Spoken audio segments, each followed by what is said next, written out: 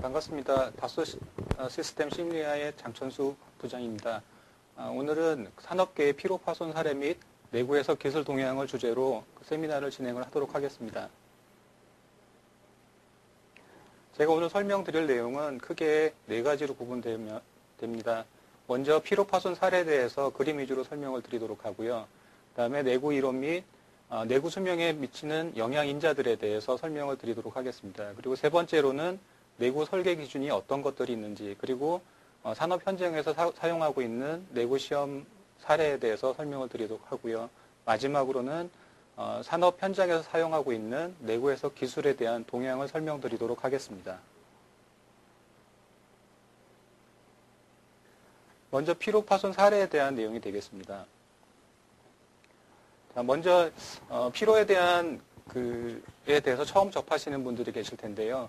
그 피로라고 하면 어떤 외부 하중에 대해서 어떤 과도한 하중에서 한 번에 깨지는 것이 아니라 그 반복되는 하중, 즉 규칙적이거나 아니면 불규칙한 하중이 반복적으로 작용을 했을 때 그 구조물의 응력 변동이 일어나는 것이고요. 그 다음에 그 응력이라고 하는 놈은 소성을 일으키지 않는 그 탄성 영역의 응력이 변동됐을 때 생기는 파손의 현상이라고 보시면 되겠습니다.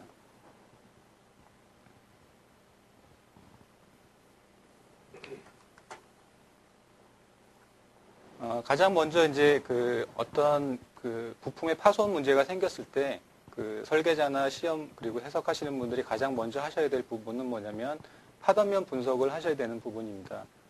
파단면 분석이 중요한 이유는 파손의 원인 자체가 강도 부족인지 아니면 내구성 부족인지를 판단하셔가지고 어떤 형태로 설계 개선을 할 거냐라고 하는 부분이 되겠습니다. 그래서 파단면을 봤을 때 강도가 부족한 경우라면 형상 변경이나 소재 변경 등을 통해서 설계 개선을 하실 수가 있겠고요.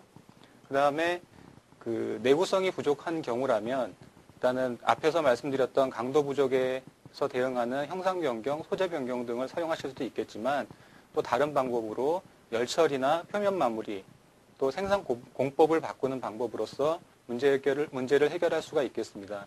그래서 두 가지를 비교해 본다라면 어떤 설계 고정 이후나 양산 이후에 문제가 발생을 했을 때 강도가 부족한 경우는 설계 개선을 할 수 있는 부분이 굉장히 제약이 많습니다. 그러나 내구성이 부족한 경우라면 이미 모델이 고정되어 있고 양산 이후라 하더라도 저희가 추가적인 작업을 통해서 문제를 해결할 수 있는 그 설계 자유도가 좀 높은 경우가 되겠습니다.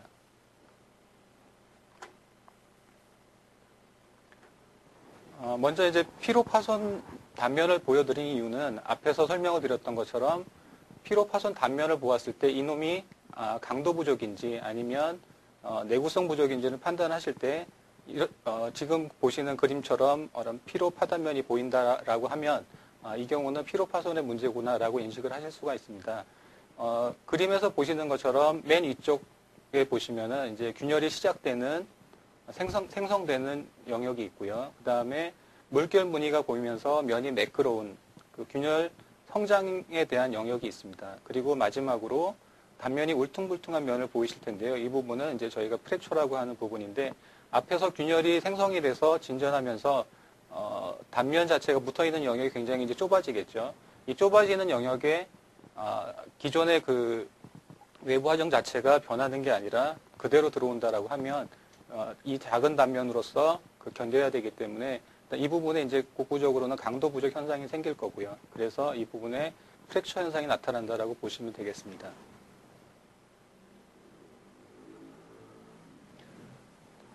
다음은 이제 그 배관에서의 피로 파손 사례가 되겠는데요. 이 소재에 따라서 이 피로 파손 양상이 달라질 수가 있습니다. 그래서 위의 그림은 이제 연성 재료의 경우가 되겠고요. 아래 경우는 그 취성 재료의 경우가 되겠습니다. 그래서 이러한 소재에 따라서 피로 양상도 다르고 미케니즘이 다르기 때문에 내구 해석을 수행하는 데 있어서는 그 소재에 적합한 이론식을 사용하시는 게 필요합니다.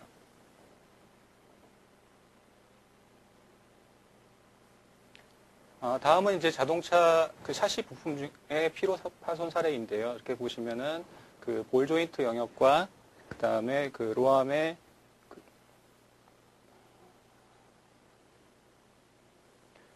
로함이 컨택되는 이 영역에서 일단은 응력이 많이 집중됐을 거고요. 이로 인해서 그쪽 부분에서 피로 파손 문제가 발생을 했던 사례가 되겠습니다. 다음은 이제 그 공진 피로의 가장 대표적인 예인데요. 그림에서 보시는 것처럼 그 왼쪽 그림에 보시면 다리가 굉장히 많이 흔들린 그런 기록 사진이 남아 있습니다. 이 다리 같은 경우는 설계 풍속이 한 190km/h, 즉, 의 설계 하중을 가지고 있는데요. 실제로 파손 문제가 발생했을 때의 풍속을 봤을 때는 한 70km/h 정도입니다. 즉, 설계, 그 허용 하중보다 훨씬 낮은 환경에서 이런 피로 문제가 발생을 했던 사례가 되겠고요. 그 주요 원인은 그 파손 발생 시에 풍속이 가지고 있는 고유 진동수와 그다음에 그 구조물, 그 다리가 가지고 있는 고유 진동 특성이 공진 현상을 일으켰기 때문에 이런 문제가 생겼던 사례가 되겠습니다. 그래서 오른쪽 그림에서 보시는 것처럼 이런 공진을 피하기 위해서 트러스 구조를 적용함으로써 공진을 방지해서 지금 현재까지 사용되고 있는 걸로 알고 있습니다. 다음은 이제 항공 쪽에서의 피로 파손 사례입니다. 이렇게 보시면은 이 항공기 자체가 제트 엔진을 쓴 최초의 상용 민간 항공기로 알고 있습니다. 이 경우에 그림에서 보시는 것처럼 그 윈도우 코너 쪽에서 응력 집중이 문제가 돼서 그 피로 파손이 생겼던 것들이고요. 그 다음에 윈도우 근처에 리벳 홀 부분에서도 응력 집중이 발생을 했습니다. 그래서 이러한 피로 양상이 나타났는데요. 이 사건에서의 되게 중요한 부분은 앞에서 이런 그 양산 이전에 피로 검증 시험을 했었는데 그 시험 스펙은 만족을 했습니다. 그런데 실제 사용 도중에 목표 수명보다 10분의 1도 안 되는 시점에서 문제가 생겼던 사례가 되겠습니다. 그 주요 원인은 무엇이냐면 가속 시험을 하기 위해서 사용했던 하중 조건 자체로 인해서 그 윈도우 근처에 이쪽 부분에 이제 윈도우 근처에 그 압축의 잔륙력이 생겼기 때문에 이로 인해서 실제보다 수명이 과도하게 평가가 됐던 사례가 되겠습니다. 그래서 향후에 이제 가속 시험 조건을 사용하시는 경우에는 일단 하중 증대에 따라서 그 구조물의 소성 변형이 일어날지 안 할지에 대해서도 판단을 하셔야 되겠고요. 그래서 그런 그 소성 변형을 일으키지 않는 그런 영역에서의 가속 벡터를 구하셔야 되겠습니다.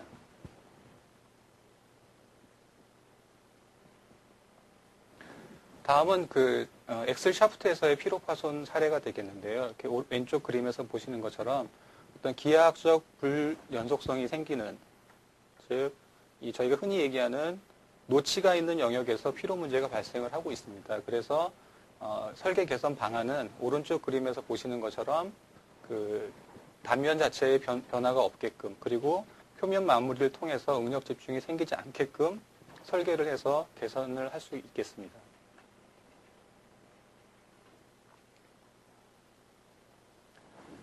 아마 이 그림은 저도 최근에 찾은 자료인데요. 이렇게 보시면은 그 어떤 파트 넘버나 부품의 번호나 아니면 그 왼쪽 오른쪽을 구분하기 위해서 양각이나 음각 형태의 스탬프를 사용하는 경우가 있는데요.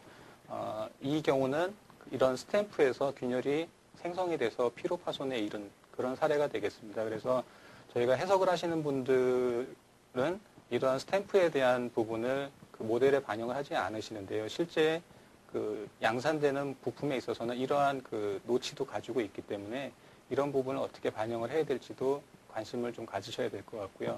또 설계하시는 분들은 이런 스탬프를 위치를 결정하는 데 있어서 될 수 있으면 응력이 집중되지 않는 부분에 이런 스탬프를 배치를 하시는 것이 어떤 그 피로 파손을 예방할 수 있는 방법이 되겠습니다.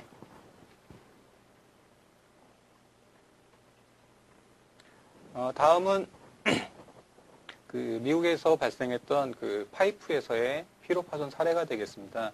그래서 주요 원인 자체는 그 파이프 안쪽에 덴트가 생겼고요. 이 덴트로 인해서 덴트에서 응력 집중이 되고 그 다음에 이 응력 집중에 의한 피로 문제가 발생을 했던 사례가 되겠습니다.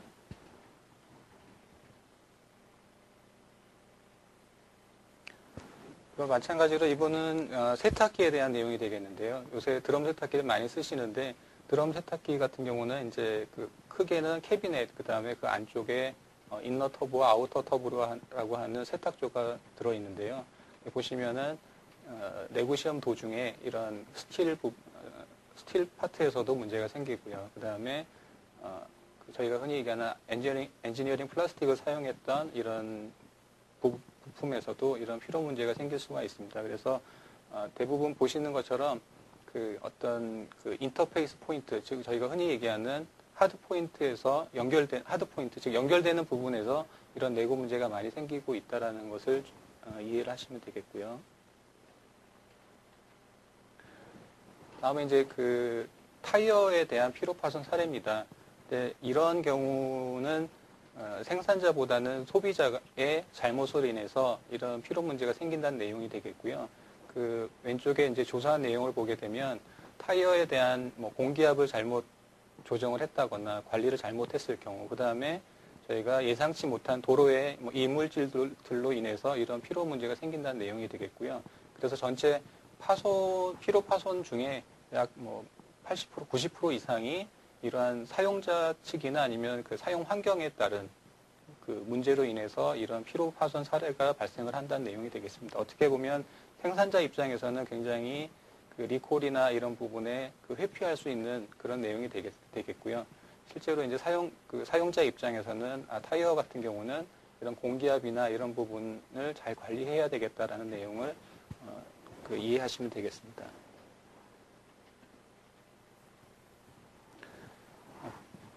다음은 이제 내구 해석에 대한 필요성을 설명드리고자 하는 것이고요.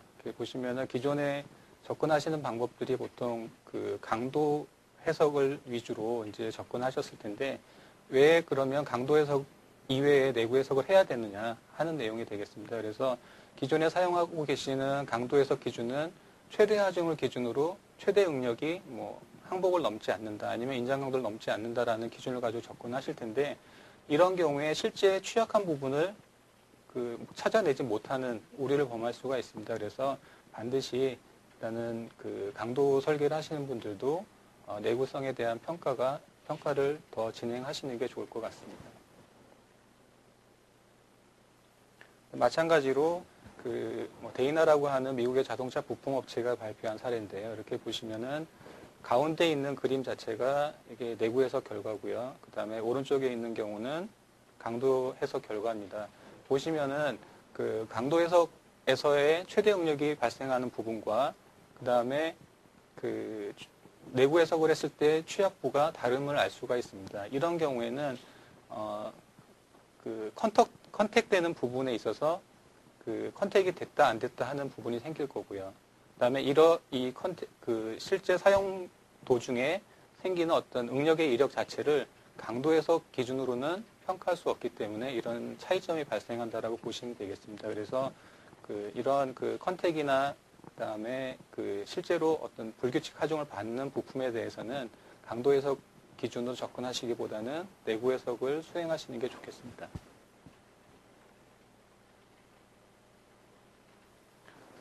다음은 이제 내구 관련된 이론하고요. 그 다음에 내구 수명에 미치는 설계 영향 인자들에 대해서 설명을 드리도록 하겠습니다. 기본적으로 지금 보여드리는 그림은 저희 흔히 알고 계신 변형률과 수명의 관계식이 되겠습니다. 그래서 지금 저희가 흔히 얘기하는 뭐 입실론 N 커브나 스트레인 라이프 커브라고 하는 부분은 이쪽에 상단에 있는 그림이 되겠고요. 보시는 것처럼 이 아래에 있는 탄성 변형률 영역과 소성 변형률 영역으로 나눌 수가 있습니다. 그래서 이 방법을 이제 보편적으로 사용을 하고 계신데, 자, 이 피로 시험을 하는 데 있어서는 오른쪽 그림에서 보시는 것처럼 변형률 제어 시험을 하게 됩니다. 그래서 변형률 제어 시험을 통해서 변형률과 수명의 관계를 추출해서 피로 특성으로 만들게 되는 것이 되겠고요. 이 실험 자체가 스트레스 라이프 커브를 구하는 것보다 좀 어려운 부분이 있습니다. 그래서 변형률 제어를 하기 위해서는 이제 변형률을 시험 중간에 계속 모니터링을 해야 되고요. 그래서 이런 클릭 게이지에서 스트레인 이력을 쭉 뽑아서 그게 제대로 유지가 되고 있는지를 보면서 이제 유압 시험계를 컨트롤하게 됩니다. 그래서 시험 자체가 좀 난이도가 높고요. 그 다음에 아마 그 외부에 외주를 줘서 피로 특성을 조사를 하신다라고 하면 비용도 다른 방법보다 좀 많이 드는 내용이 되겠습니다. 그래서 지금 제가 스트레인 나이프를 설명을 드리는 이유는 그 가장 자동차 산업에서는 주로 사용되는 방법이 되겠고요.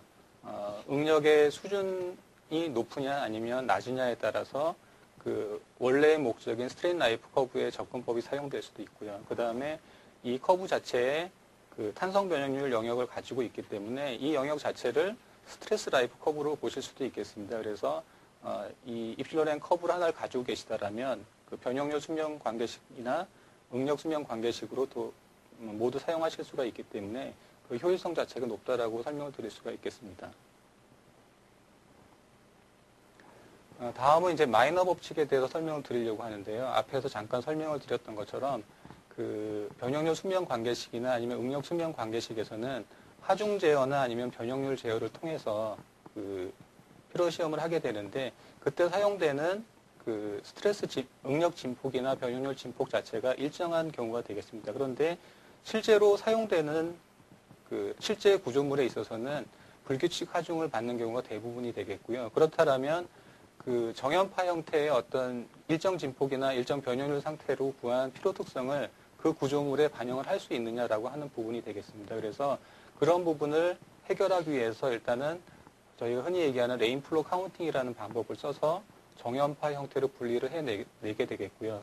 그 정연파 형태로 분리해낸 지금 빨갛게 표시된 부분, 그 다음에 연두색으로 되어 있는 이런 그 정연파 형태로 분리를 해서 그 각각의 그 하중 이적 자체가 얼만큼의 데미지를 주는지를 계산을 하게 되겠고요. 그래서 이 그 입력되는 하중 이력에 있어서 어떤 하중 자체가 어떤 포션을 가지고 있느냐, 이걸 통해서 전체적으로 데미지를 계산을 하게 되겠습니다. 그래서 이를 통해서 그 데미지를 계산을 하고 이를 기준으로 수명을 계산하게 되는 게 이제 마이너의 선형 손상 누적 법칙이라는 것이 되겠습니다. 마찬가지로 스트레인 라이프 그러니까 관계식에서도 데미지를 분석하는 데 있어서는 마찬가지로 마이너 법칙이 사용이 되고 있습니다. 기본적으로 이제 피로 강도에 대해서 이해를 하시기 위해서 기본적으로 아셔야 되는 부분은 이제 하중의 이력, 응력의 이력이 부분이 될 텐데요. 이런 그 정연파 형태의 사인 웨이브가 있다라고 생각을 해보시고 흔히 저희가 얘기하는 레인지는 산과 골의 차이를 보시면 되겠고요. 그 다음에 이 산과 골의 평균값 자체를 저희가 뭐 민 스트레스 아니면 평균 하중이라고 보시면 되겠습니다. 그리고 사이클의 개념은 산과 산 사이 아니면 골과 골 사이를 사이클이라고 생각을 하시면 되겠고요. 아니면 마찬가지로 여기서부터 여기까지를 사이클로 보실 수도 있게 됩니다. 자, 그 평균 응력이나 그 응력비에 대한 부분이 중요한 이유는 나중에 다시 설명을 드리겠지만 평균 응력이 내구 수명에 미치는 영향을 파악하기 위해서는 반드시 이 개념을 이해를 하셔야 되겠고요. 자, 그러면 아래 그림을 먼저 설명을 드리면 자, 두 개의 하중 자체의 진폭은 똑같습니다. 레인지는 똑같지만 하나 왼쪽에 있는 그림은 평균 응력이 0보다 큰 경우가 되겠고요. 그 다음에 오른쪽에 있는 경우는 평균 응력이 0이 되겠습니다. 이런 경우에 진폭 자체가 똑같지만 평균 응력이 다른 하중이 동일한 구조물에 들어온다라고 하면 자, 왼쪽에서의 피로 수명이 오른쪽에 있는 것보다 더 짧게 되겠죠. 그래서 이런 부분을 이해하셔야 되겠고요. 그래서 응력 진폭이 일정하다 하더라도 그 평균 응력이 양의 방향이냐 아니면 0이냐 음의 방향에 있느냐에 따라서 내구 성능이 달라질 수 있다는 것을 이해해 두셔야 되겠습니다. 그 앞에서 설명을 드렸던 내용을 다시 저희가 그 도표상으로 한번 설명을 드려보겠습니다. 자, 여기에서 이 축 자체가 평균 응력이 되겠고요. 그 다음에 경사져 있는 부분이 이게 진폭이나 아니면은 응력 진폭이라고 보시면 되겠습니다. 자, 이 경우에 저희가 평균 응력을 고정을 시킨 상태에서 응력 진폭을 쭉 증가를 시킨다라고 하면 그때 피로 수명이라고 하는 거는 점차 줄어든다는 걸 알 수가 있습니다. 즉 평균 응력이 일정한 경우에 응력 진폭을 키운다. 즉 외부의 하중 자체가 크게 들어온다라고 하면 수명이 점점 짧아진다는 걸 알 수가 있겠고요. 그 다음에 이번의 경우는 이제 만약에 그 응력 진폭 자체를 고정을 시키시고요. 그 다음에 평균 응력을 양의 방향으로 끌고 올라간다라고 했을 때 이런 경우에는 마찬가지로 그 평균 응력 자체가 양의 방향으로 점점 커질수록 수명은 저하된다는 걸 알 수가 있습니다. 그래서 그 항상 어떤 구조물의 시험 스펙을 만드신다거나 아니면 평가를 하시는 데 있어서는 이 평균 응력 효과를 반드시 고려하셔야 되는 부분이 되겠습니다. 다음은 또 한 가지는 이제 용접 순서에 따라서 피로 특성이 달라진다라고 하는 부분인데요. 자, 위의 그림과 아래 그림 자체는 시험편으로 만들어졌을 때는 동일한 형상을 가지고 있습니다. 그런데 이 용접에 대한 순서를 위의 그림은 아래를 먼저 쭉 용접을 하고 나서 그 다음에 두 번째로 위에 용접을 한 경우가 되겠고요. 아래에 있는 그림은 위에를 먼저 하고 그 다음에 다음에 길이 방향으로 용접을 한 경우입니다. 두 개를 만드는 과정은 다르지만 시험편은 똑같겠죠. 그런데 이 시험편을 가지고 시험을 하게 된다면 앞에 있는 이 경우는 오른쪽에 있는 커브를 가지고 있고요. 그 다음에 이 왼쪽에 있는 놈 아래 거는 왼쪽에 커브를 가집니다. 즉 동일한 힘을 가하더라도 A라는 부분이 좀 더 긴 수명을 가진다는 얘기가 되겠습니다. 그래서 어떤 구조물을 만드는 데 있어서 용접 순서에 따라서 잔류응력이나 아니면 용접 변형에 따라서 이 수명이 달라질 수 있다라는 것을 이해를 하시면 되겠고요. 그래서 현재까지 그 국내에서 이런 용접 프로세스에 대한 해석 자체를 많이 안 하고 계신데 이런 부분 자체가 그 상품의 내부 신뢰성에 대해서 영향을 미칠 수 있다라는 것을 인지를 하셨으면 좋겠습니다. 다음은 이제 그 점용접에 대한 내용이 되겠는데요. 점용접을 치게 되면 그 저희가 흔히 얘기하는 너겟이라고 하는 부분이 이렇게 존재를 하고요. 그 다음에 그 옆으로 헤즈라고 하는 거무틱틱한 그 라인이 보이실 거예요. 근데 이제 이 라인이 이렇게 존재를 하게 되면 피로균열이라고 하는 놈은 이 흔히 저희가 얘기하는 헤즈, 열 영양부에서 이렇게 발생을 합니다. 너겟 쪽이나 아니면 모재 쪽으로 해서 균열이 발생을 하게 되겠고요. C 같은 경우처럼 너겟을 관통하는 이런 균열 자체는 좀 많지가 않습니다. 그래서 이제 가장 보편적으로 발생하는 거는 이 A와 B의 경우가 되겠고요. 점용접에 있어서는 그 가장 중요하게 인식을 하셔야 되는 부분은 점용접 자체는 전단하중에 굉장히 잘 견딘다라고 볼 수가 있습니다. 그래서 시험편 형상을 보시게 되면 지금처럼 이렇게 전단하중을 받는 TS라고 되어 있는 이 부분 자체가 SN 커브나 그 PN 커브에서 봤을 때 가장 오른쪽에 존재를 하고 있습니다. 무슨 얘기냐면 동일한 하중을 가하더라도 이놈 자체가 수명이 더 길다는 얘기가 되겠고요.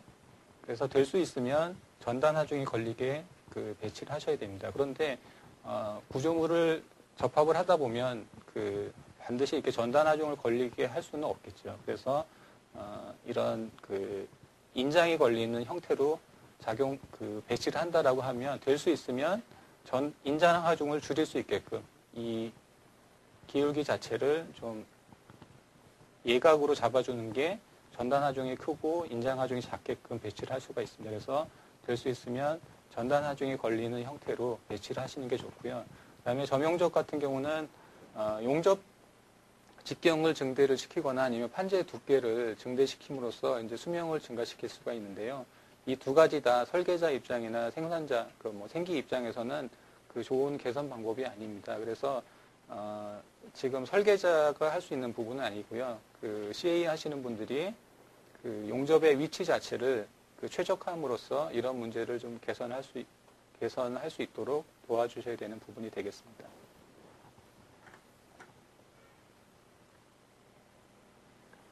그 다음에는 이제 또 그 영양인자 중에 압축 잔류응력이라고 하는 부분이 있습니다. 보시면은 오른쪽에 있는 그림은 엔진 쪽에서 스프링 자체가 이제 깨졌던 사례가 되겠고요.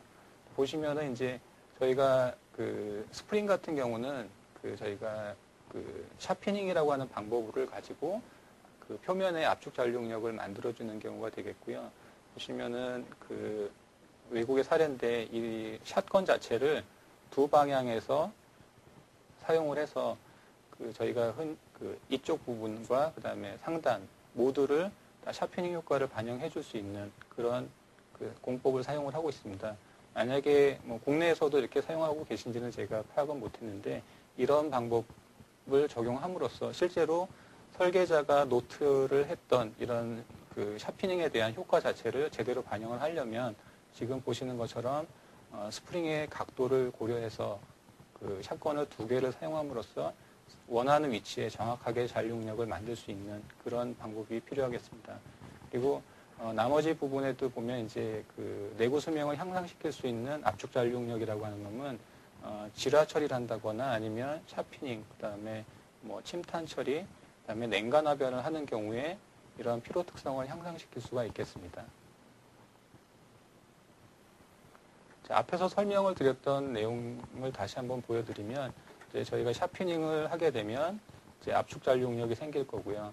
그런 경우에 저희가 그 볼이나 아니면 모래 같은 걸로 그 쇠구슬이나 모래 같은 거를 표면을 때리게 되는데 그런 경우에 이 안쪽에서 압축의 잔류력이 생긴다는 내용이 되겠고요.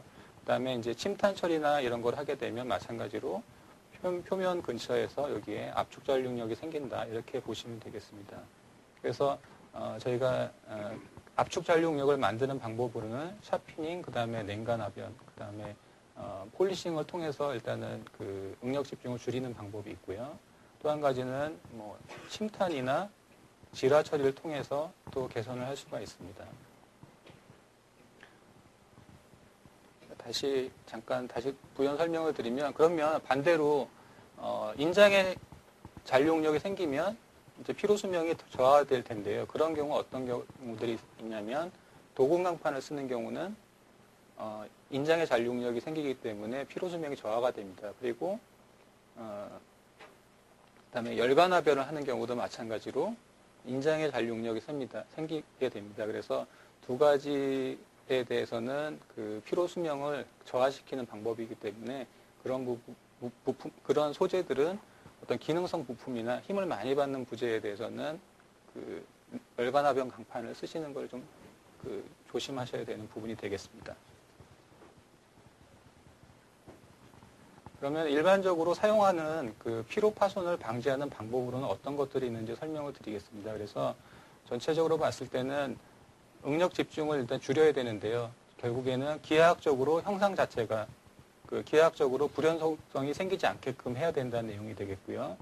그 다음에 생산 공정상에 생길 수 있는 저희가 철판의 끝에 생길 수 있는 뾰족뾰족한 면 같은 것들 이런 게 안 생기게끔 가공을 해야 된다는 내용입니다.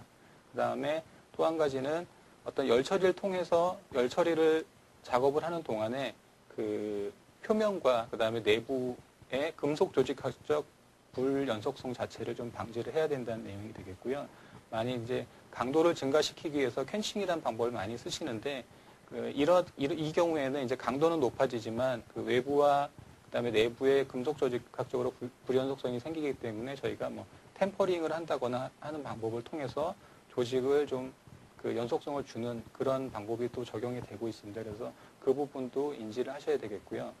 그다음에 그 생산 공정상에서 생길 수 있는 그 인장의 잔류응력 자체는 막아줘야 된다는 내용이 되겠습니다. 그리고 마찬가지로 마지막에 있는 내용은 어떤 접합을 하게 되는데 그런 접합 과정에서 생길 수 있는 문제점들을 좀 방지를 해야 된다. 앞에서 제가 용접의 순서에 따라서도 피로 수명이 달라질 수 있다고 설명을 드렸는데 이런 부분도 염두에 두셔야 될 부분이 되겠습니다. 다음은 이제 산업계에서 사용하고 있는 내구 설계 기준에 대해서 설명을 드리도록 하겠습니다. 이제 일반적으로 사용되고 있는 산업계의 그 내구 시험로가 되겠고요. 가장 보편적으로 알고 계신 게 이제 벨지안 노면이 되겠습니다. 그리고 뭐 자갈길이나 아니면 트위스트, 뭐 디치도 있고, 그다음에 저희가 흔히 얘기하는 포트홀, 그다음에 이제 이런 그 직각으로 꺾여 있는 포트홀도 존재를 합니다. 그래서 흔히 이제 벨지안 내구 시험은 벨지안에서만 이루어진다라고 생각을 하시는데 이런 다양한 내구 시험로를 가지고 조합을 통해서 차량에 대한 성능을 평가하게 되겠고요. 왼쪽 위에 있는 그림을 보시면 좀 그 유럽에 있는 내구 시험로입니다. 근데 여기 보시면 힐 섹션이라고 되어 있는 부분이 있는데 길 자체를 내리막길인 것 같은데요. 이렇게 저희는 그냥 내리막길을 보면 빨래판로라고 해서 이렇게 수직으로 빨래판로를 만드는데 이런 경우는 이렇게 배수를 고려해서인지 지그재그로 빗살무늬 형태로 지금 노면이 이루어지고 있습니다. 그래서 이런 부분들은 저희 국내 사정하고는 좀 차이가 있지만 외국에서는 이런 실제 사용 조건을 반영을 해서 내구 시험로를 운영을 하고 있다는 것을 아실 수가 있습니다. 다음은 이제 테스트 랩 베이스 유압 시험기를 이용한 내구 시험이 되겠고요. 지금 보시는 것처럼 단품 레벨에서 내구 시험이 진행이 되고 있고 마찬가지로 뭐 시트나 아니면 배기계 같은 경우도 단품 레벨이나 아니면 서브 어셈블리 수준에서 내구 시험이 이루어집니다. 그리고 이런 것들이 다 만족이 되는 이후에 저희가 이제 풀카 베이스의 그 내구 시험을 진행을 하는 것이 가장 보편적으로 되어 있습니다. 그래서 아마 지금 자동차 완성차나 협력업체들이 긴밀한 관계를 가지고 개발하고 있는 부분이 이제 협력업체 같은 경우는 단품 베이스의 내구 시험을 실시해서 그 신뢰성을 검증하시는 거고요. 그 다음에 이 모든 성능이 검증된 상태에서 완성차 업체가 풀비크를 꾸며서 그 내구 성능을 평가하는 것이 그 최근의 기술 동향이라고 할 수 있겠습니다. 그다음에 타이어 같은 경우도 이제 내구 시험 스펙이 있는데요. 이렇게 보시면은 여기 테스트 스테이지가 이제 넘버링이 되어 있습니다. 이런 경우는 저희가 이제 흔히 얘기하는 듀티 사이클이라고 하는 개념이 되겠고요. 그래서 그 스테이지 1에서는 사용하는 그 하중과 그 다음에 시험 조건, 하중 조건, 시험 조건, 그 다음에 시간 이렇게 각각 스테이지별로 달라지게 되어 있습니다. 그래서 이러한 듀티 사이클의 개념을 가지고 이제 평가하고 있다는 것도 특이한 사항이 되겠습니다.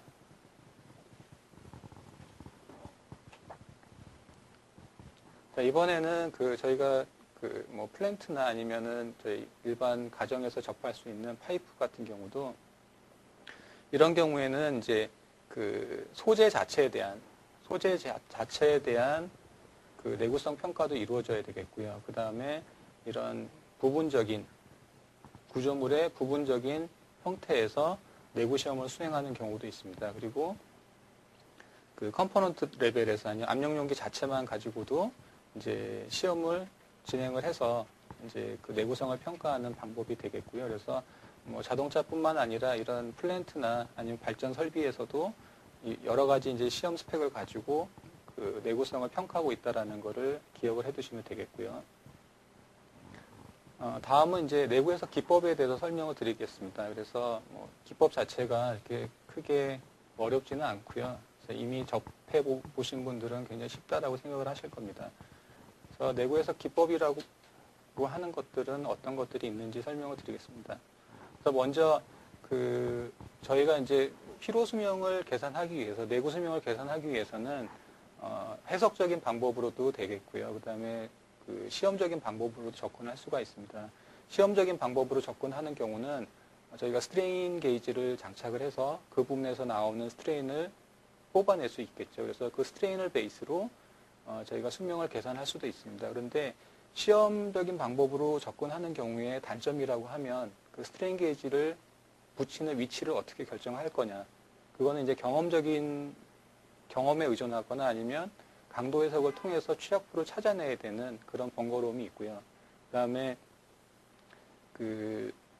용접부 부분이나 이런 부분은 스트레인 게이지를 장착하기가 좀 어렵죠. 그래서 실제 응력 상태나 변율 상태를 끄집어낼 수가 없기 때문에 그런 부분에서 좀 효율성이 떨어진다라고 설명을 드릴 수가 있습니다. 그리고 이제 저희가 이제 CA 하시는 분들은 해석 모델을 가지고 접근을 하실 텐데요. 내구 해석을 하기 위해서 궁극적으로 필요한 거는 응력의 이력이 되겠고요. 응력의 이력이 됩니다. 응력의 이력이나 변형률의 이력이 필요합니다. 근데 이제 이런 응력의 이력을 어떻게 만들어 가느냐라고 하는 부분에 있어서 크게 이제 저희가 지오메트리라고 표현하는 이게 FE 모델과 그 다음에 응력 해석 결과가 되겠고요. 그 다음에 이 로드라고 되어 있는 부분은 그 구조물에 들어오는 하중의 이력이 되겠습니다. 그래서 하중의 이력이 어떤 것들이 있느냐가 되겠고요. 그래서 크게 하중의 이력, 그 다음에 FE 모델과 구조 해석한 결과, 그 다음에 이 지금 머티리얼이라고 되어 있는 부분은 아까 설명을 드렸던 뭐 입실론 N 커브나 아니면 SN 커브가 되겠습니다. 그래서 이 세 가지가 준비가 된다라고 하면 저희가 수명을 계산할 수가 있겠고요. 최근에는 이제 그 생산 공정상에서 생길 수 있는 앞에서 설명을 드렸던 잔류력 효과를 반영을 해서 내구 해석을 하는 것들이 최근의 추세입니다.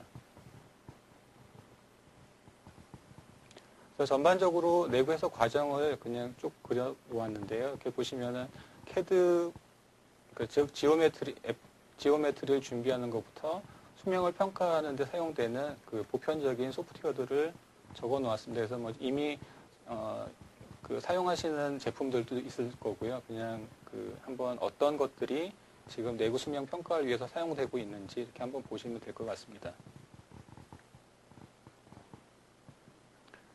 다음은 이제 내구 해석 기법에 대해서 설명을 드리고자 하는데요. 자, 내구 해석 기법으로 이제 그 사용되고 있는 대표적인 것만 좀 설명을 드리겠습니다. 그래서 앞에서 설명을 드렸던 것처럼 응력과 수명의 관계식을 사용을 할 거냐, 아니면 변형률 수명 관계식을 사용을 할 거냐라고 하는 것들이 있고요. 그래서 크게 이 두 가지가 가장 대표적인 방법이고요. 거기에 추가적으로 이제 저희가 얘기하는 파괴역학이라는 그 접근 방법도 사용이 되고 있는데 일반적으로는 이제 그 보통 이제 플랜트나 아니면 항공이나 이런 쪽에서 파괴역학적인 접근이 이루어지고 있고 나머지 산업계에서는 이 두 가지 방법으로 다 해결이 된다라고 생각을 하시면 되겠습니다.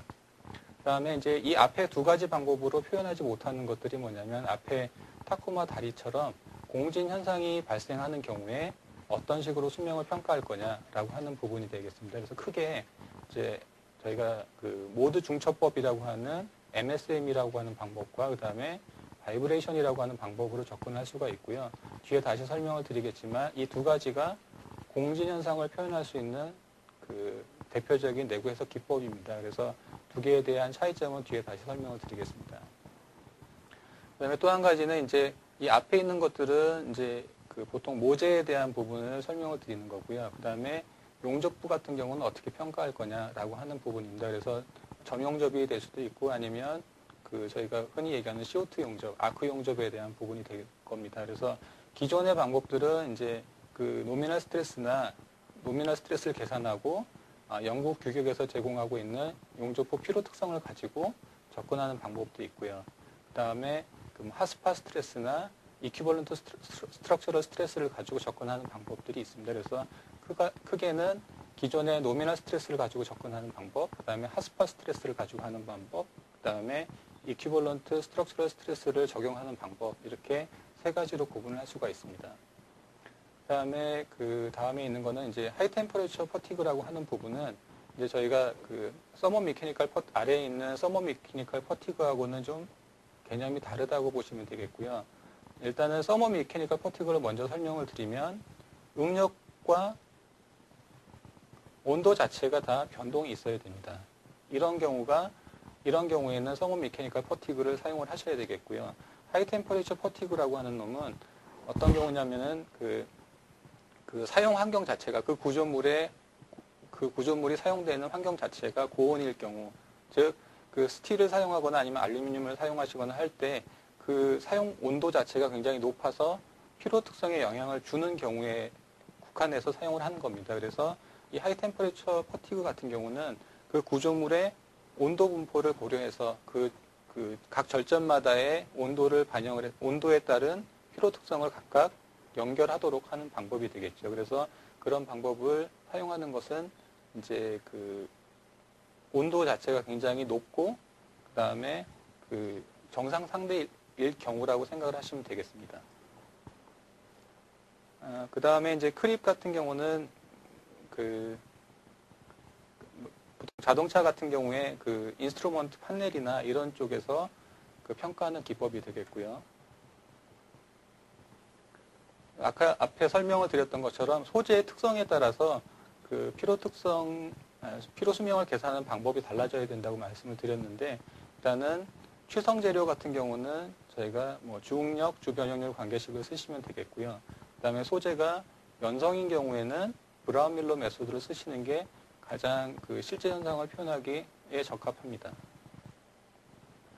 그다음에 그 내구 해석 기법을 선정하는 데 있어서 좀 주의하셔야 되는 부분은 이제 크게 저희가 그 정적 내구 해석, 뭐 트랜지언트 내구 해석, 진동 해석으로 이렇게 나눌 수가 있는데, 가장 근간이 되는 거는 트랜지언트 내구 해석이 가장 그 실제 현상을 모사하기에 편리한 방법입니다. 그런데 트랜지언트 내구 해석 같은 경우는 해석 시간이나 아니면 하드디스크를 사용하는 양이 많기 때문에 이런 부분을 대체하기 위해서 정적 내구 해석 기법을 사용을 하게 됩니다. 이제 이 두 가지 방법의 차이점이라고 하면, 정적 내구 해석은 응력 해석을 할 때 단위 하중과 경계 조건을 사용해서 각 케이스별로 응력을 산출을 합니다.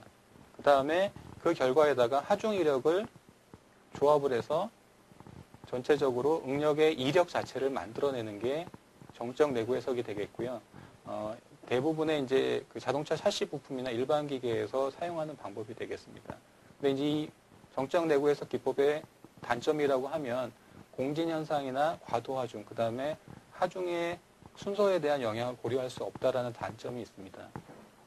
다음은 이제 트랜지언트 방법 자체는 뭐 시간이 많이 소요되고 하드디스크를 많이 써야 된다 하더라도 반드시 써야 되는 이유를 설명을 드린다라면, 일단은 이제 하중 하중 순서를 고려해야 되는 경우, 그 다음에 컨택 조건을 반영을 해야 된다거나, 아니면 내구 시험 자체가 앞에서 설명드린 듀티 사이클처럼 다단계의 하중 경계 조건을 가지고 있는 경우라면, 이런 경우는 어쩔 수 없이 트랜지언트 해석을 하셔야 되겠고요. 그래서 이 방법은 앞에서와는 다르게 하중 자체랑 경계 조건을 실시간으로 반영을 해서 바로 응력 이력 자체를 뽑아내야 되는 겁니다. 그래서 이 뽑아낸 응력 이력을 가지고 수명을 계산하는 게 이 두 가지 방법의 차이점이라고 할 수가 있겠습니다. 그 다음에 이제 진동 내구 해석이라고 하는 부분은 그 앞에 그 타코마 다리에서 설명을 드렸던 것처럼 그 작용 하중하고 그 다음에 구조물 사이에 공진이 발생하는 경우에만 사용하시면 됩니다. 그런데 이제 그 대표적인 예로는 이제 자동차 차체나 그 다음에 샤시 부품 중에 사우프레임이나 뭐 CTBA, 그 다음에 그 배기계 같은 경우에, 이런 경우에 이제 공진 가능성이 있기 때문에 진동 해석을 하시게 되는 것들이고요. 그래서 이제 그 지금 자동차나 이런 부분에서는 만약에 하중 이력 자체를 시간 영역으로 가지고 계시다라면 지금 저희가 흔히 쓰는 그 모달 슈퍼포지션 메소드를 쓰시는 게 가장 적합합니다. 그런데 이제 그 반대로 이제 시험이나 이런 해석 하중 자체가 주파수 영역으로만 존재하는 경우라면 공진이 있든 없든 간에 일단 바이브레이션 퍼티그라고 하는 개념을 쓰셔야 됩니다. 그래서 그런 부분에 대해서 좀 이해를 해주시면 좋겠고요. 그다음에 이제 그 자동차 산업에서 사용하고 있는 이제 그 하중 이력을 추출하고 내구 수명을 평가하는 방법은 크게 저희가 이제 가상 시험기 레벨에서 하는 게 있고요. 그 다음에 가상 주행 환경에서 하는 경우가 있습니다. 두 개의 차이점이라고 하면, 일단은 뭐 유연체 모델을 반영을 한다거나 하는 것들은 양쪽 다 할 수가 있고요. 다만 이제 동력학 베이스의 그 가상 시험기를 운영하는 경우라면 모든 FE 모델 자체가 탄성 거동을 가지기 때문에 실제 대변형을 가지고 있는 거동을 가지는 부품에 대해서는 적용하기가 좀 어렵습니다. 그리고 이제 그 일반적으로 지금 가장 보편적으로 쓰고 있는 가상 시험기 같은 경우에는 이제 어떤 차량의 개발 초기 단계에서는 그 가상 시험기를 구동할 수 있는 정보가 없습니다. 그래서 이런 부분에 대한 신뢰성이 좀 부족한 면이 있고요. 그다음에 어떤 그 비선형 특성을 가지고 있는 부품을 어떻게 고려할 거냐라고 하는 부분 자체가 좀 개선되어야 되는 항목이 되겠습니다. 반대로 이제 가상 주행 환경에서는 앞에서의 단점을 표현할 수는 있는데, 어떤 문제점이 있냐면은 해석 시간 자체가 길어진다라는 것들, 그 다음에 모델 사이즈가 커진다라고 하는 단점이 있는 반면에, 일단은 비선형 거동 자체를 표현할 수 있다라는 게 좀 좋은 예가 되겠고요. 그 다음에 또 해석 목적에 따라서는 뭐 서브스트럭처 개념을 사용할 수 있기 때문에 또 일단은 해석 시간은 좀 단축할 수 있는 그런 장점을 또 가지고는 있습니다.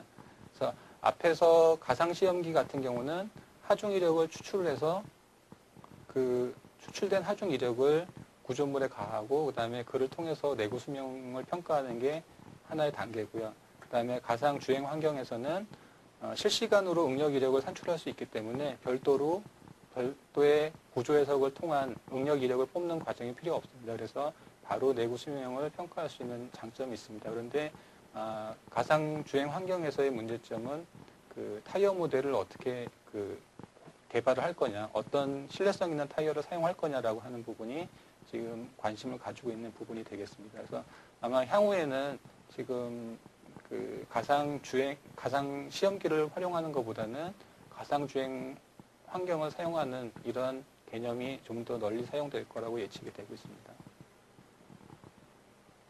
그다음에 진동 해석에 대한 필요성이나 접근 방법에 대해서 그냥 간단하게 설명을 드리면, 일단 진동 해석을 하기 위해서는 가장 먼저 하셔야 되는 게 입력 하중 이력의 주파수 특성을 분석을 하셔야 되겠고요.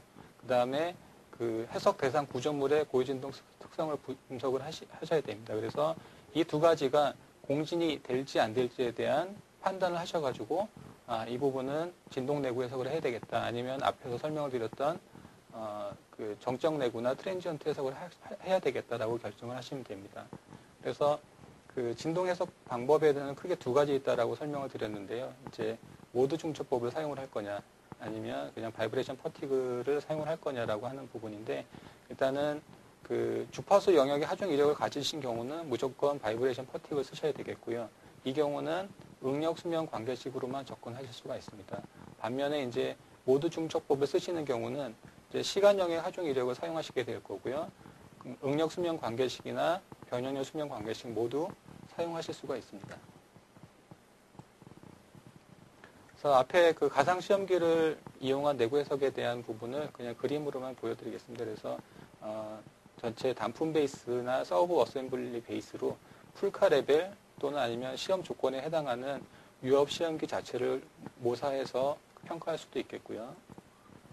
그 다음에 이제 가상 주행 환경을 이용하는 경우라면 이 시험 노면 자체를 그 가상 모델로 만들어서, 그 다음에 가상 차량 모델을 만들어서 주행을 시킴으로써 실시간적으로 일단 그 데이터를 추출해 낼 수가 있겠고요. 그 다음에 응력, 이력 자체를 바로 뽑아낼 수가 있겠습니다. 그 다음은 이제 그 포드 자동차에서 발표했던 사례가 되겠는데요. 앞에서도 내구 해석을 하기 위해서 하는 데 있어서 그 생산 공정에 대한 효과를 반영을 해야 된다고 설명을 드렸는데, 보시는 것처럼 그 연료 탱크를 성형하는 과정에서 생길 수 있는 그 잔류 응력들을 고려했을 때와 안 했을 때 어떤 차이가 있는지를 보여주는 그림입니다. 그래서 포드에서 제안하는 방법은 일단은 잔류 응력을 공정 자체를 반영해서 내구 해석을 해야만이 실제 결과를 표현할 수 있다는 그런 내용이 되겠습니다. 그 다음에 이제 다음은 휠에 대한 내용인데요. 이렇게 휠을 보시면 저희가 어떤 하중 조건을 지금 보시는 거는 이제 반경 방향 내구를 설명을 드리는 겁니다. 그래서 이제 롤러가 있고 타이어가 이제 같이 맞물려서 회전을 하게 될 텐데, 하중 자체가 이렇게 그 포물선 형태의 분포 하중을 가지게 되는데, 어느 위치에 하중을 가하느냐에 따라서 응력 자체가 그 과대평가 또는 과소평가가 될 수가 있습니다. 그래서 이런 문제는 트랜지언트 개념으로 푸는 게 좋겠지만 그 방법 자체가 좀 번거롭기 때문에 보시는 것처럼 어떤 그 스포크의 배치나 아니면 스포크가 몇 개냐 아니면 그 형상을 고려해서 하중 조건을 반영을 하시게 되면 간단하게 또 수명을 평가할 수가 있겠습니다. 다음은 이제 앞에 설명을 드렸던 서머 메케니컬 퍼티그에 대한 내용이 되겠는데요. 이렇게 보시면은 이제 그 이그저스트 매니폴더에서의 작용하는 하중과 그다음에 온도 구별을 고려해서 온도 분포, 온도의 이력과 그다음에 하중의 이력을 조합을 해서 전체적인 수명을 평가하는 그런 사례가 되겠습니다.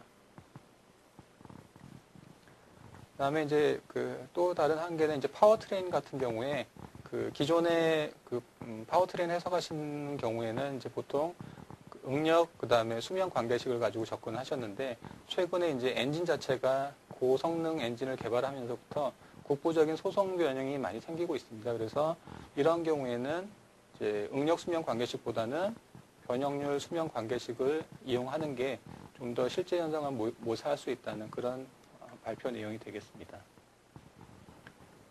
그 다음에는 이제 그 앞에서 설명을 드렸던 이제 용접부에 대한 부분인데요. 왼쪽에 있는 그림 자체가 설명을 드렸던 것처럼 그 노미널 스트레스 베이스로 하는 그런 접근 방법이 되겠고요. 이런 경우는 그 용접의 타입별, 하중 방향별로 다 일일이 다 정의를 해주셔야 되는 번거로움이 있습니다. 반면에 최근에 사용되고 있는 스트럭처럴 스트레스 기법이라고 하는 거는 이런 번거로움을 없앨 수 있는 그런 방법이 되겠고요. 상세한 내용은 나중에 저희 다음 기회에 한번 다시 설명을 드리도록 하겠습니다.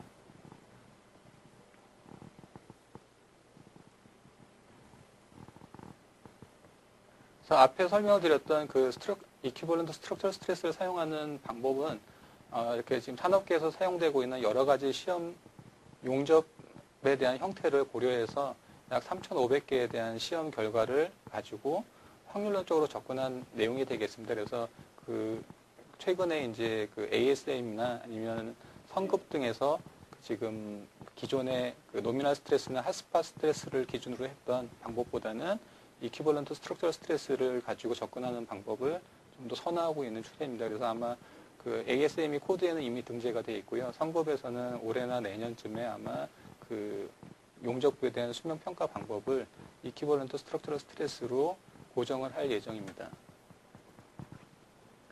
그다음에 그 제가 앞에서 설명을 드렸던 것처럼 그 용접부 같은 경우는 용접부에서 용접부 비드 자체가 깨지는 게 아니라 용접 그 열 영양부에서 시작을 해서 보통 일반적으로 열 영양부를 따라 진전한다라고 보통 알고 있었는데요. 이렇게 보시면 최근의 사례로는 용접 해지에서 열 영양부에서 생성이 돼서 모재를 따라서 나가는 이런 사례들도 보고되고 있습니다. 그래서 이런 경우 자체가 그 특이한 사항이 아니기 때문에 좀 이런 부분에 대해서 틀렸다라고 생각하지 마시고 이런 현상도 있다라고 인지를 하시면 좋겠습니다.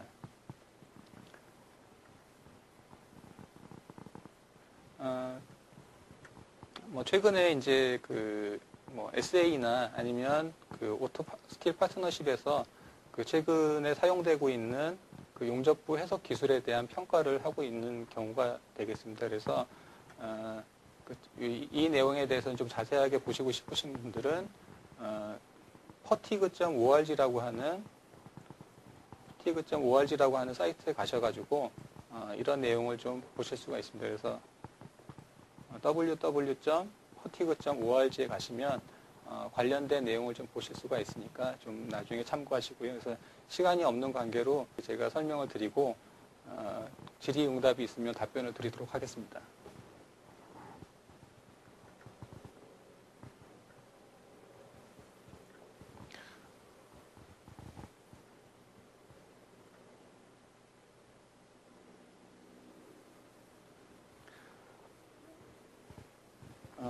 김병학님께서 이제 질문하신 내용이 있는데요. 카티아로 내구 해석을 할 수 있는지 문의를 하셨는데, 카티아 자체로 내구 해석을 하실 수가 없고요. 카티아 안에 있는 캐드 기능과 그다음에 해석 기능을 가지고 응력 해석은 하실 수가 있습니다. 그다음에 그 결과를 가지고 해석 전용 툴에서 그 작업을 하셔야 되는 내용이 되겠습니다. 그 다음에 김동옥님께서 질문하셨는데요.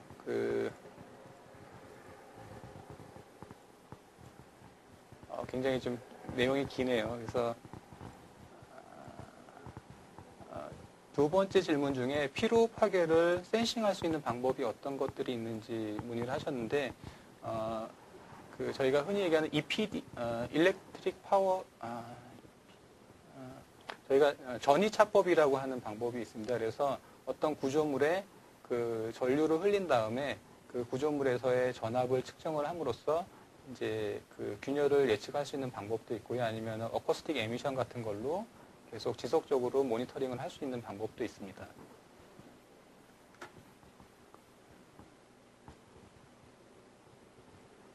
이승호님 질문하셨던 내용은 이제 항공 쪽에서는 어떤 해석이 진행이 되는지를 문의를 하셨는데, 제가 알고 있는 바로는 이제 파괴역학적인 방법이 많이 적용이 되고 있다가 최근에 랜딩 기어나 이런 부분들은 그 스트레인 나이프 쪽으로 많이 접근하고 있습니다. 그다음에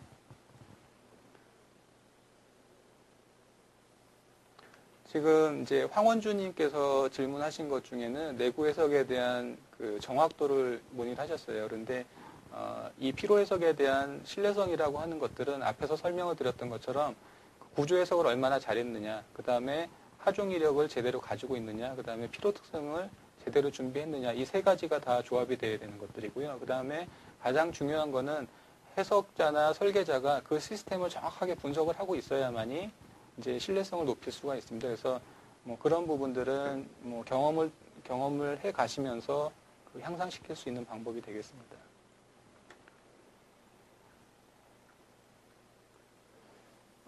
고자석님께서 질문하신 내용은 우리나라의 내구 해석 수준은 뭐 해외에 비해서 어느 정도 되느냐라고 이제 질문하셨는데, 제가 생각하는 거는 일본은 저희보다 좀 수준이 떨어진다고 생각이 돼요. 일단 워낙 강도 설계 개념으로 접근하다 보니까 내구 해석에 대한 수준 자체가 국내보다 좀 낮다라고 생각이 되고요. 미국이나 유럽 같은 경우는 저희보다 먼저 그 신기술을 개발해서 사용을 하고 있기 때문에 저희보다는 좀 더 앞서 있는 부분도 있고 아니면 뒤처진 부분도 있다라고 생각이 됩니다. 그다음에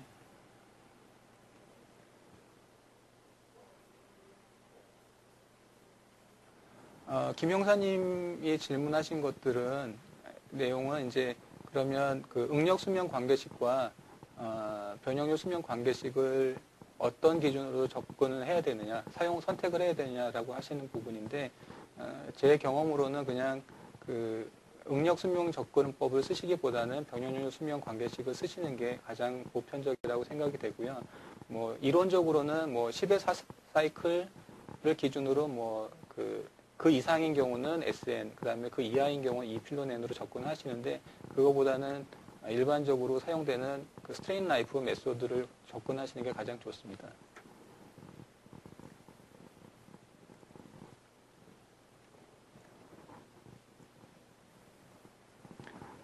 문양호님께서 질문하신 것 중에 이제 하이 템퍼레이처 퍼티그를 하기 위해서 피로 물성 자체가 어느 정도 준비되는지 여쭤보셨는데요. 이런 부분들은 국내에서는 이렇게 활발하게 이루어지지 않고 있고요. 그 다음에 뭐 소프트웨어들이 가지고 있는 자체 DB에서도 이런 부분은 많이 그 커버를 해주지 못합니다. 그래서 될 수 있으면 그 자체적으로 시험을 통해서 데이터베이스를 만드시는 게 좋겠습니다.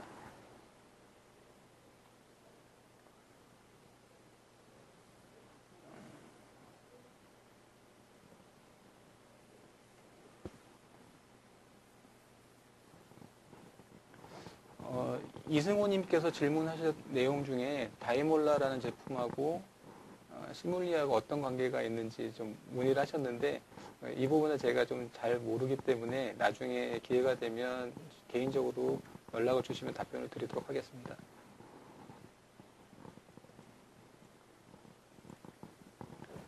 그 다음에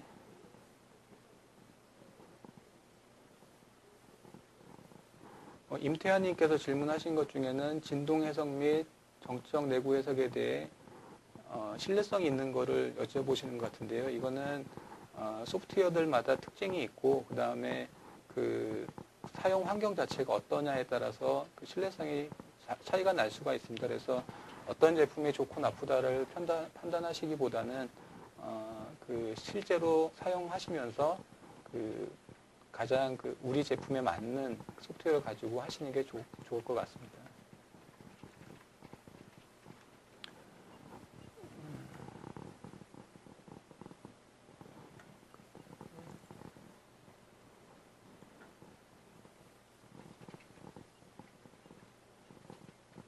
이부왕님께서 질문하셨는데요. 좀 그 천안함 침몰 사건 때문에 이렇게 좀 관심이 있으신 것 같은데, 일단 그 어떤 구조물의 그 설계 오류로 생기는 그런 파손 문제나 피로 파손에 대한 사례를 좀 설명을 해주셨으면 하는 것 같은데, 이런 부분은 저도 이렇게 많은 경험이 없어가지고요. 일단은 다음에 좀 자료를 제가 찾아서 저희 홈페이지나 이쪽에 한번 올려놓겠습니다. 그럼 와서 한번 확인해 주시기 바라고요.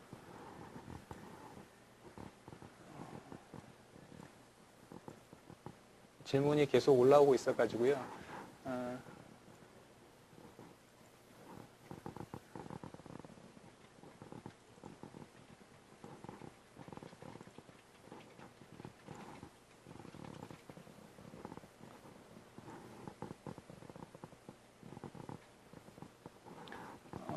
여기에 김용수님께서 올리신 것 중에는 FE 모델의 엘리먼트 타입에 따라서 그 내부 해석에 대한 영향이 있는지를 여쭤보시는데, 이런 부분은 뭐 최근에 사용되는 소프트웨어들이 엘리먼트 타입에 이렇게 크게 부여되지는 않는다라고 생각이 되고요.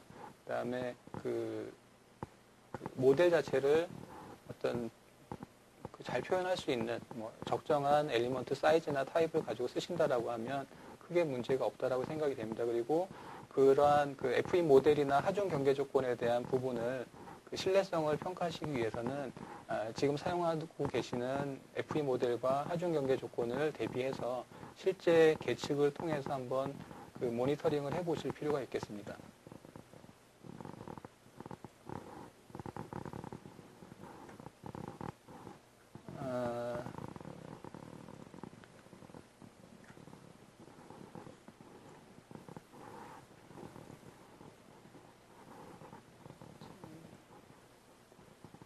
질문이 아직 40개 정도가 남아 있는데요. 잠시만요. 이게 질문이 지금 제 자리에 안 보여가지고요.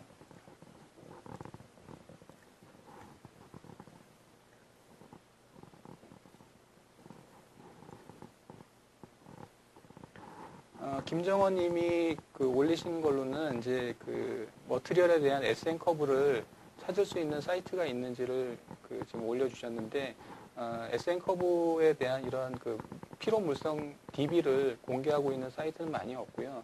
이제 이런 부분들은 뭐 페이퍼를 찾아보신다거나 해서 찾으셔야 되는 부분이 있고, 일본의 뭐 님스라고 하는 그 일본 정부 주관으로 하는 단체에서 그 만들어 놓은 데이터베이스는 있긴 한데 거기에 이제 회원 가입을 하셔서 접근하시면 좋을 것 같고요. 국내에서는 이제 표준과학연구원이나 이런 쪽을 통해서 그 필요하시면 같이 협업을 하실 수 있는 그런 부분도 가능합니다.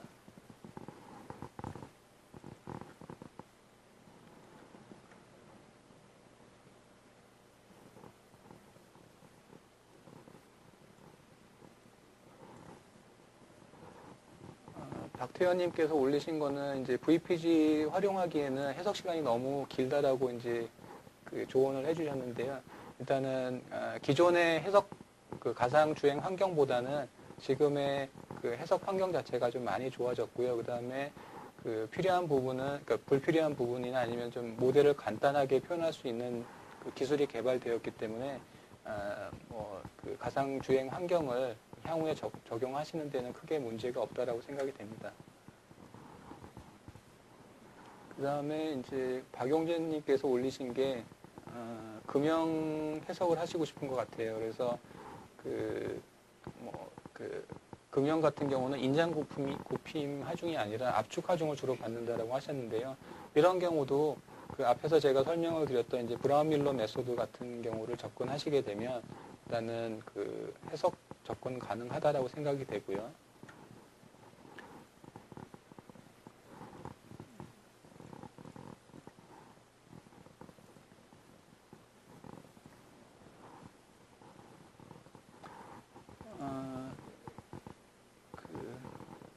외국 학생인지 어느 분인지 모르겠는데 아이디가 AU, FU, W2로 계신 분이 계신데 일단 복합제에 대한 부분은 어떻게 평가하느냐라고 하는 부분이 있습니다. 그래서 복합제에 또 이게 적층된 구조물이냐 아니면 그 그냥 사출된 뭐 엔지니어링 플러스틱이냐에 따라 좀 차이가 날 수 있을 것 같고요.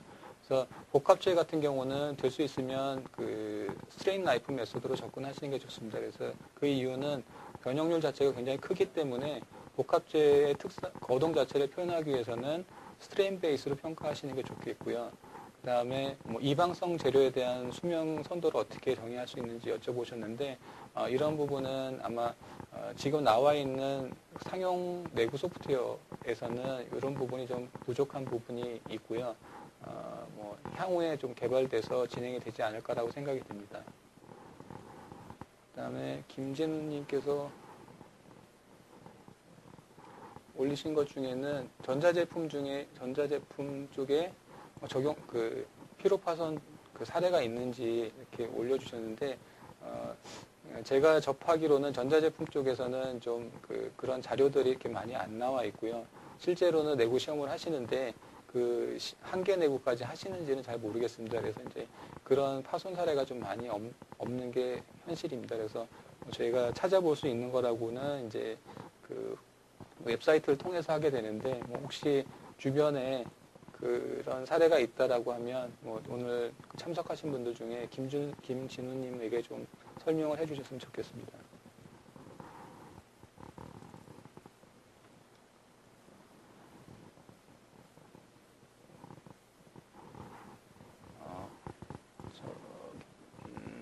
전태룡님께서 올리신 건데요.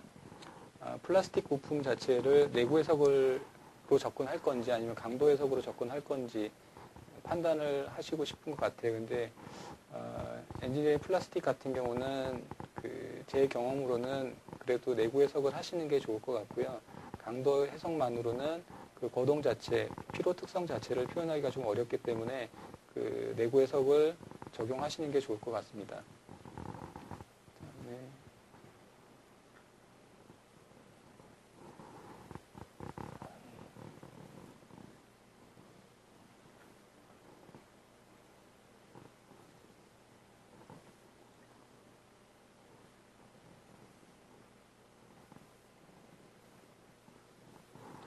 김수열님께서 올리신 것 중에 선박이나 항공기에 대한 피로 파손의 경우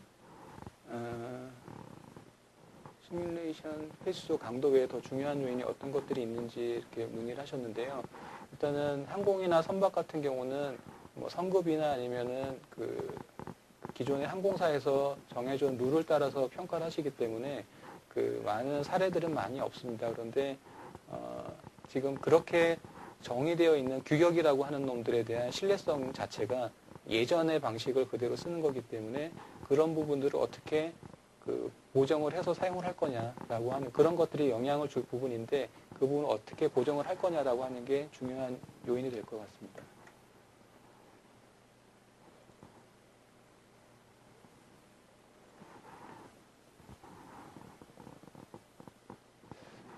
이영규님께서 올리신 거는 나노 단위 해석, 멀티 스케일 해석과 관계된 내구 해석 기술을 올려놓으셨는데요. 국내에는 아직까지 나노나 멀티 스케일 가지고 내구 해석을 하시는 분들은 없는 것 같고요.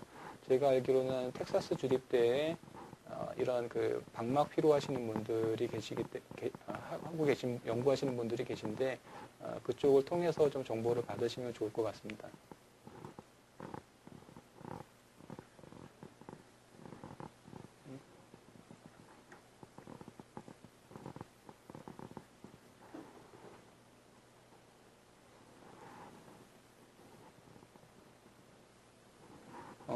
김용수님께서 올리신 거로는 이제 나사의 파손을 강도로 접근해야 되느냐, 내구성으로 접근해야 되는지를 문의를 하셨는데요. 나사 같은 경우는 기존의 강도 해석을 기준으로 설계 기준이 이렇게 다 만들어져 있고요. 그 다음에 내구 해석을 하는 경우는 이렇게 흔하지는 않습니다. 그래서 이런 기능성 부품에 대해서 나사 같은 경우는 일단은 강도 해석을 기준으로 접근하셔도 크게 무리가 없다라고 생각이 됩니다.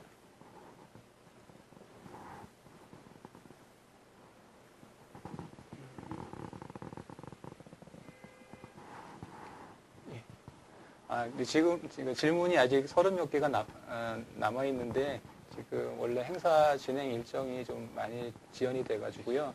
일단은 질문을 여기까지 답변을 드리고 지금 질문 올려주신 것들은 아마 저한테 이메일로 다 연락이 오는 걸로 알고 있습니다. 그래서 그 부분은 제가 다시 다 답변을 드릴 수 있도록 하겠습니다. 그래서 오늘 귀중한 시간 내주셔서 참석해 주신 분들께 감사드리고요. 또 다음 기회에 또 이런 기회가 된다라면 좀 더 좋은 자료를 가지고 설명을 드리도록 하겠습니다. 그래서 앞에서 제가 아마 맨 앞장에 제 연락처가 이메일과 그다음에 전화번호가 있기 때문에 그다음 질문 있으신 분들은 별도로 또 메일을 주시게 되면 제가 답변을 드리도록 하겠습니다. 자, 오늘 여기까지 진행을 하도록 하고요. 참석해 주신 분들께 감사드립니다. 감사합니다.